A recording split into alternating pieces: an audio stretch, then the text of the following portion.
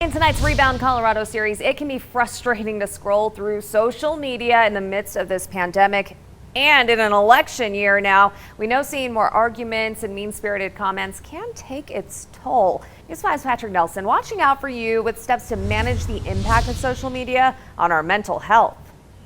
On our phones and our computers, day after day, people joust on social media over political opinions and how we should be handling the coronavirus pandemic. Experts say all that negativity can be taxing on our mental health, and it's why we should think about how we manage it. And that's kind of my whole mission is I want other people to fall in love with who they are right now, not them at 10 pounds lighter or once they get their dream job. Shaylee Muir is a local social media influencer. Spending several hours a week interacting with people on social media, she has to balance the good with the bad.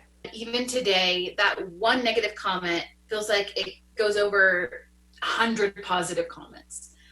It can throw off your entire day. Even Shaylee, who uses social media and digital platforms to make money, says it's important to be honest with yourself. Sometimes it's good to just take a break from social media. I do think social media can be a dark place. Of course it can, especially if you are personally in a dark place. I think getting on Facebook first thing in the morning when you wake up and seeing everybody arguing on there isn't going to help your mental health. The social media climate inspired digital expert and UCCS lecturer Lauren Hugg to write a book called Digital Kindness. Words live on.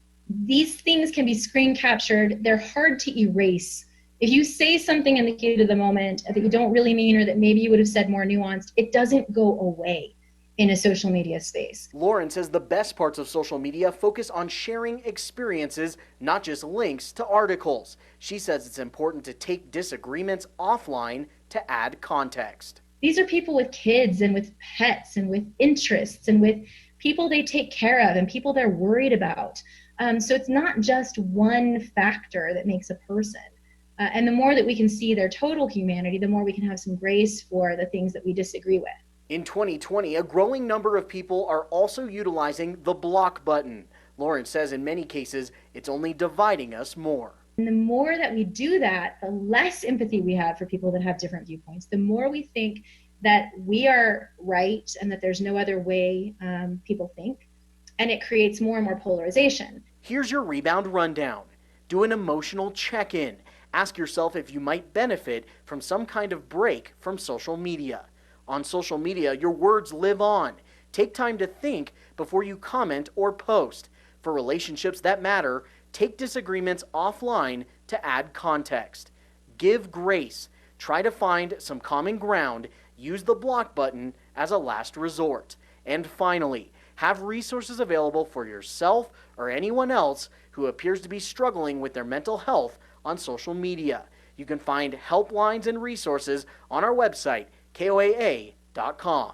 Always watching out for you. Patrick Nelson, News 5.